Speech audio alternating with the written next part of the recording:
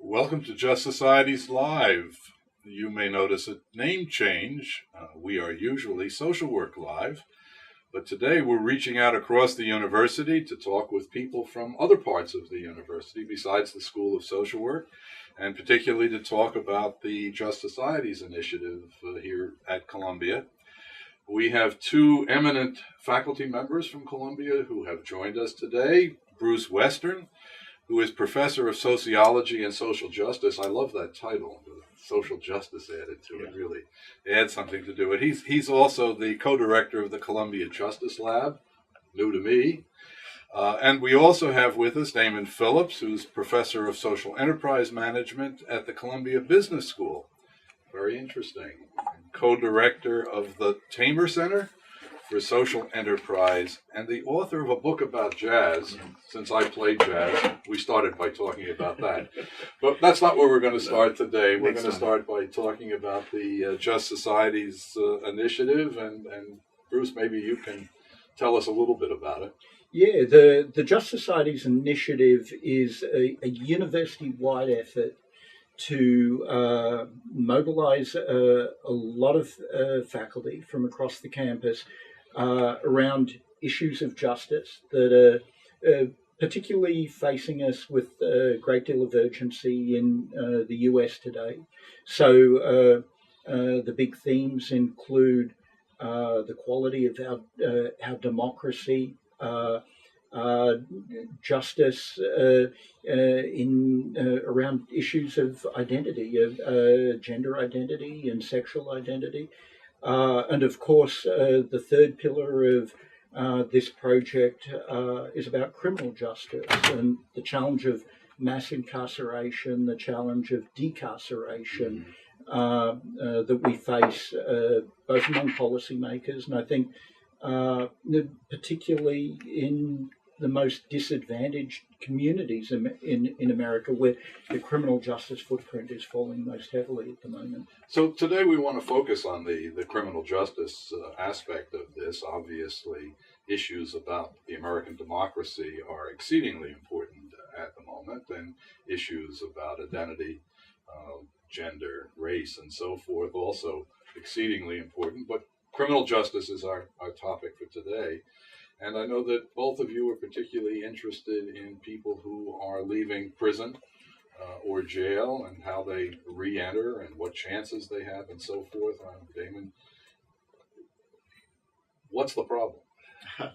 Well, there, within the whole sort of world of mass incarceration, there are certainly a lot of areas where work needs to be done and improvements need to be made. Where we focus a lot is on reentry or returning citizens, and just give a little bit about that and why. So there are approximately 600,000 people coming home from prison a year, and the vast majority of them face a lot of obstacles when they return. I think at a larger sort of picture, part of the problem is that we have a culture of not only attempting to punish someone when a crime is committed, but that punishment sort of lasts the entire life, independent of the length of the sentence. So, for what we do in the business school, we are a place that it's not only sort of a place we might think of for what are quote unquote business solutions, but we do think about things from the employment side. And among the challenges, housing being one of them, one of the challenges is getting a job. Right. And there's been a great deal of research. Bruce has done a lot of this research as well on just the barriers to employment. So that's a principal. I would assume that there's issue. Tremendous stigma. Yes, about it this. is. I don't know if you I would use the say same profound. word in your... I would say profound, and it really connects to this identity issue that came up before. Right. Because while it's a problem for anyone with a criminal record, those studies that have looked at people of color have found that it is much worse for Black and brown citizens. So and also LGBT. Yes, yes, that hasn't been looked at on the research side as much, but certainly from informal work and from just being out there working with folks, it's clearly sort of an issue that any group that's already marginalized or stigmatized, you put this on top of it, and you've just created this big, So once you load huge barrier. different kinds of stigmas on top of each other, Right, and these are people who have the talents, and often have the talents and the skills, and the ability to really work and contribute to society. But the opportunity to do that is often missing. So in the business school, we focus a lot on what can we do. How can we educate others in the business community about this particular challenge? Because it is it's often misunderstood, the depth of the sort of problem that we have. well, I would think that the people who are employers are wary about hiring people who have a prison record.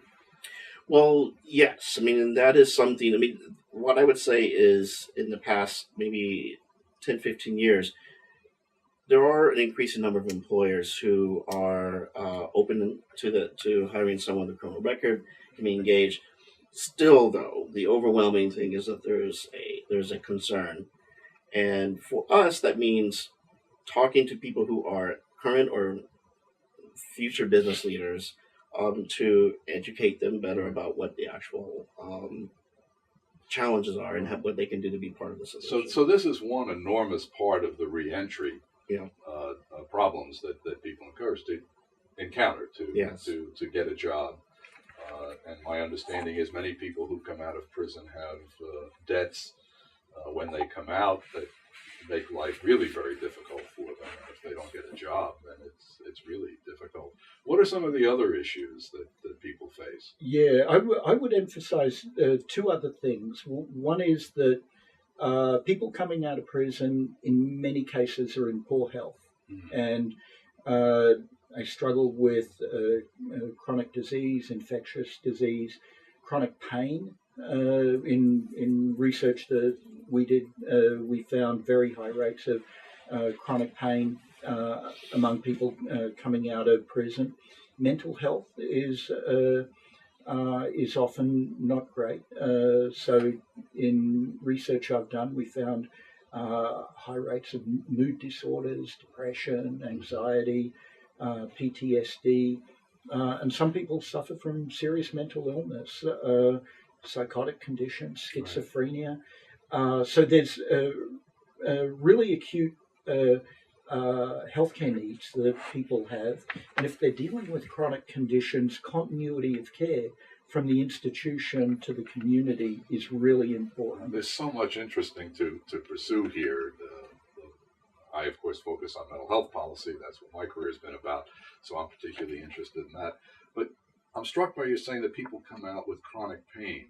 Yeah.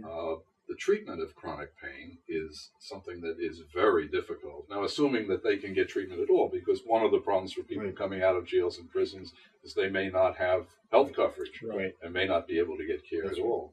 But if they do come out and they're in pain, what are they at higher risk of addiction to an opioid, for example? So people are often also struggling with substance use disorders, and managing pain can be very challenging.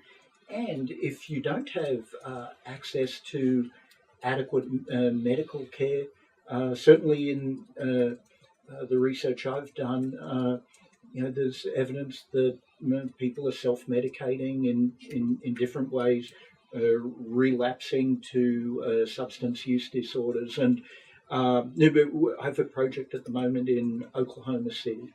It's a non-Medicaid expansion state where talking to people that are going through misdemeanor court, that a lot of them are winding up in jail in Oklahoma City. No one, we've 600 people in our study, virtually no one has any kind of medical coverage at all.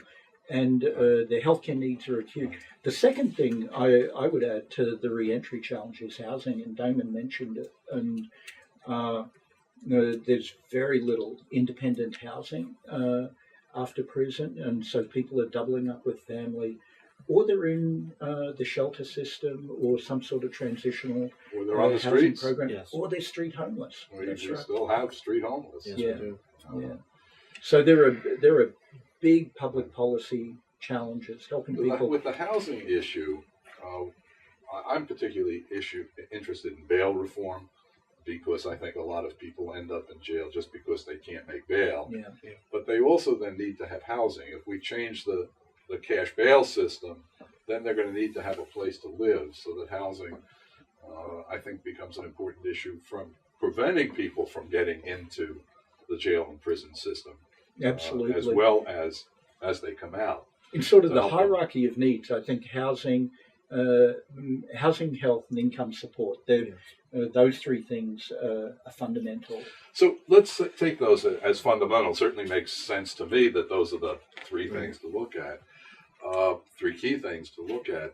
We now have much ballyhooed in the press and by our elected officials a new Criminal Justice Reform Act in the United States, which has been called by the news commentators as well as the politicians who passed it a revolutionary change in the American criminal justice system. What do you think? I think I think first step is a big complicated bill. There are some good provisions in there. People convicted of drug offences will get out sooner because of the bill. There is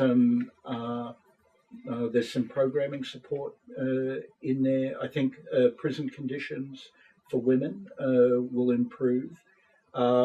It also has some controversial pieces as well.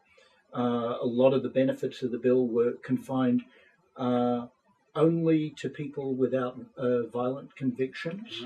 And I think we have to address that. That is a big public policy challenge. Extending the project of criminal justice reform to people who have been convicted of violence. And another controversial piece of the bill involved the use of risk assessment. And there's a deep concern that these quantitative risk assessment tools can harden the lines of racial disparity. I'd love to come back to that. I just wanted to just another thing to point out with the act is that this type of legislation was really about federal prisons, and that is roughly only 10% of people in prison in the United States. So you take that is at best really 10% nonviolent offenses, and we start to go down the impact is not clear it's going to be that great. However, there are some things that are, I think, very positive. I think for me, if I were to sort of look at the positive things about it, I would categorize them as more symbolic things, but that symbolic doesn't mean that it's meaningless, meaning that it is a sense that even in this contentious period, you have two different sides that are coming to agreement on this as an important issue to be solved. Now, I've been struck in what I've seen, and I have no expertise in this, just an average citizen looking at this, but I was struck that it seems to have some emphasis on rehabilitation, so that rather than just regarding the time in prison as a punishment, there is some emphasis on the rehabilitative aspect. And I think there's some funding included in this to actually develop some education programs in prison and so forth. Am I right about that? Yes. So that should help with jobs, shouldn't it? Yes, and I think on a number of levels. I mean, I think allowing people, number one, to use their minds is very powerful. But at least for those that I've talked to who have come home from prison, things like education help with just a number of things, not only sort of internally, sort of self-development, but the ability to communicate, the ability to voice their critical thinking. It's not necessarily that they don't know how to think critically, but how to express that. I think is difficult for many people. Is sort of the value of the education. Right. So I think there's a lot of problems with that. We have a question. For social work licensure, applications, MSW graduates are required to disclose criminal convictions, sometimes even if charges were expunged. Uh, I'm not going to read. You can see the Yeah. but I think the point is that for any number of professions, you have to reveal criminal convictions, and it has always seemed to me that the implication of that is, well, if you've got these criminal convictions, then you're less licensable and less employable than people who don't. Right? Yeah, it becomes disqualifying, and I think, I mean, Damon's done a ton of work on this, and I think as uh, uh, as a licensing matter, unless the offence is very recent and very specifically connected to the occupation, it's very hard to justify as a matter of public policy disqualifications based on criminal records, and we far overuse criminal records in hiring processes of all kinds, not just skilled or licensed occupations. And I think this is an area. So Damon was starting to say, First Step left a lot untouched. There is a ton more work to do. So this is one of those issues that Yes. that needs to Absolutely, be addressed. Yes. Yeah. Now, I know that when I was working in the area of child welfare, and we ran a number of programs, that 400 beds, and so it was a pretty big system that we ran. And then it's either a regulation or a law, I don't remember which, that said we have to screen before we can hire anybody to work with kids. We have to screen to see what their criminal history is. And then the problem from an employer's point of view at that time was we had to screen, but the law didn't say we couldn't hire if we found a criminal history. So it left us with the liability. So I'm just wondering how businesses react to the kind of liability that they might have, and how you deal with that. Yeah, so I think for businesses, when there is a concern, it's more about the cost of the lawsuit rather than whether they will win. I don't think there aren't a lot of cases where people are sued for this and then the company loses. And I think although that's a fear for some businesses, that I don't think that there's not much to sort of back it up. But there are sort of legal costs associated with it, and there may be concern about that. That said, in New York, there's Article 23A, and Article 23A is a way of thinking about what's broadly called kind of ban the bucks kind of legislation, and that is, it's important when you ask about that question, if at all, and that you're supposed to go through the interview process, and the background screening comes after that. It's one of the last things that you do, and it's typically only HR that has that information. Right. And then there's the if you are going to deny the job, you have to it has to be specifically for reasons associated with that. So embezzlement and bank tellers, for example, that might be a reason to not hire the person. Child abuse and a child care worker. Yes, that's right. But embezzlement and a child care worker. Right, that's right. And what employers have been doing, though, is exactly the opposite, right? So embezzlement 20 years ago for a child care worker today has been grounds for people saying no. So that's a real educational challenge for you to work with employers who have risk assessment lawyers. If they're a big corporation who say to them, "Oh my goodness, everything's a risk." But the other side of it is what the return is, and there's a return for the company in that at least all the studies that I'm aware of and things that we've been running internally, there's no evidence that people with criminal records are worse employees than people who are not, and those that show a difference show that people with criminal records are more have lower turnover than those who are not. So for business, you want to actually do the full calculation there, and also to think about just then all the other indirect ways you benefit by benefiting society by having more have a stronger citizenry and tax base. So when we're talking to businesses, we want to make sure they're making the full calculation, and then explain why other businesses are doing this hiring. And some businesses out there are really very sophisticated when it comes to this kind of thing. That's right. I mean, our perspective is that it's about hiring well. Right. At the end of the day. Well, we have another question. Working with and helping individuals that came out of prisons can be very challenging and fearful. How did you manage the fear factor personally when facing emotionally challenging situations? How have fear treated you, and how have you been treating fear back? I'm not sure I fully understand that question, but I mean, the gist of it is a lot of people are scared of ex-prisoners, right? I mean, that's... Yeah, and that I think that's deep in the nature of the stigma, and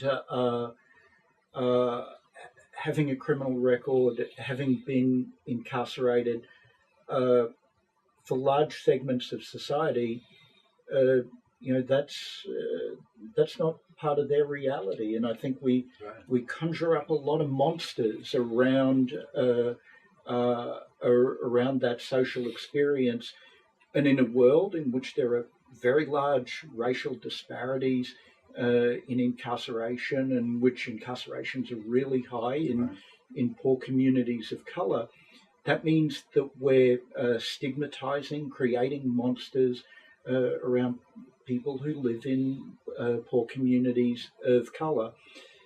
And I think one antidote to that is to expand our social experience, gain proximity, as Brian Stevenson famously asks us to do, gain proximity with our criminal justice system and with people who have been involved in it. And this is, I think, one of our big political challenges, is to humanize people who have been demonized by criminal justice policy. People are struggling, they have families, they have goals and aspirations, and they've often grown up in very different circumstances from those in affluent communities. But their experience, their human capacity is very similar, and we have to be open to that in our social experience. I think the evidence is pretty clear across the board that where it comes to stigmas or prejudices, bigotry of various kinds, the thing that works best to do something about that is bringing people together in human situations where they get to know each other, and I don't know, whatever they're doing, having a barbecue together, or whatever it is, playing jazz, right? Yeah, I mean, that's right. And anybody who's worked in the field of jazz has worked with people who've been in prison. Right. There's some great jazz musicians who've come out of prison after periods of addiction and so forth, and they've gone back and had great careers, So, but getting to know people like that seems to be the thing to do. That's tough to do, though, isn't it? It can Except for jazz. Yes. Yes. I mean, I would say it is tough, but that is part of the work. I mean, and I think, at least as someone in a university, I do see that as part of my role, to use this privilege of this platform to try to expose people and give people opportunities for those interactions, but also to talk about the narrative and to change our collective stigma and our monster and our sort of our stories about someone who's been to prison as a monster and forever a monster. Yeah. I want to call out the work of Geraldine Downey and Center for Justice, and Center for Justice and Geraldine. They're a central part of the Just Society's initiative, and the work of that center is changing what the university community is looking like by reaching out to justice-involved people and bringing them into the university community. I would love to talk about that particular thing more, but we have another question, and we want our audience to be involved. Absolutely. So, this is a long statement, I think. Okay, every life experience can give us useful tools. I'm wondering if those who are leaving incarceration are encouraged to share the unique skill set that they've learned while incarcerated on their resumes instead of avoiding it altogether. Those who are incarcerated have to become incredibly adept at a wide range of skills in order to survive, etc. What's your thinking? I think it's hard. I think the question is right as far as I can understand. Having come to know a lot of people who have had the experience of incarceration, it's an extraordinary personal challenge, and people have to call on all sorts of resources of resilience and so on to survive that experience. I think it's a challenge to talk about that experience in a way that is valued in the outside world, and yet I think Damon and I both know really extraordinary people who have shown incredible resilience. This is the huge tragedy of mass incarceration, the extraordinary waste of human potential. Yeah. 2.2 million people in prison and jail right now, people who are languishing, who could be with their families, they could be working in their communities and contributing in many, many ways. And I think there are some really we very underestimate impressive resilience. people who we see from time to time. So in Florida recently, they've been pushing for felons to have the right to vote, if I recall correctly. And I saw two people Successfully, they pushed for that. Very impressive guys. There were these two guys who came out of prison. Interestingly enough, one was a Republican and one was a Democrat, which, of course, came as a surprise to me because I think everybody in prison's a Democrat. I don't know. But that, of course, I'm sorry. I know what you're thinking. Except for what's his name? Oh, he's flagging me to pay attention to the questions. Excuse me. Let's do the last question. What kind of fields, occupations are you looking at for people who are being decarcerated? Well, I mean, I think there are two issues with that. So one is because some folks have really just been wasted in terms of human potential. It's difficult to find a job coming out because you just need skills in order to get to a certain point. And there's certain jobs like that, and those are often food service, construction, jobs where you can learn on the job. Right. And if you're focused. There's though another category of people who train home who already have the skills and the talent, but the stigma doesn't allow them to get the job, or if they do get a job, they're underemployed, meaning they have the skills to be a manager, but they're not going to get anywhere past sort of the dishwasher in it. The reason why I say that is that there's for that group. If the hiring is done properly, and if an employer is hiring well, as I said before, those we are talking to companies about hiring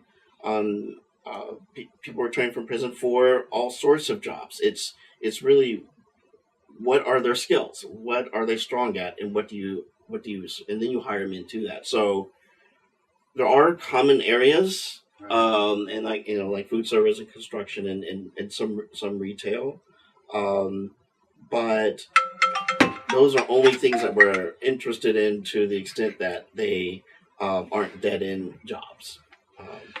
There's so much more to talk about. We started out by saying that there are three major areas that we should be talking about: jobs, health, and housing. And we've talked, I think, mostly about jobs today. There's so much to talk about with regard to health, and Yeah. I mean, I'm wondering what's going to happen if we ever do get universal health coverage in this Be a country. game changer for this program. And Yeah. if it really applied to people coming out of prison, in New York, I think there's still a 30-day delay in getting on Medicaid Mhm. after you've come out of it, because you lose your entitlements when you go in for a certain period of time, and then it takes a while to regain them after you come out. And that's falling off the health cliff that you talked about before, right? So there's so much more that we could talk about, but I think we're pretty much out of time at this point. I would love also to talk about what Columbia is doing, but also what Columbia could do more, which I think would be important. But maybe we can have more of a conversation another time. Thank you for having So me. I want to thank you for coming, Damon. It's Yes, good thank to you for meet you, having me. Bruce. Good to meet Thanks you. for the opportunity. And, delighted that you were with us today. And I hope those of you who are watching us will come back next week, when we will have another program of Social Work Live. And our topic is going to be the trauma-informed lens in dealing with abuse and other issues. So please come back next week. Thank you again. Thank you. Thank you.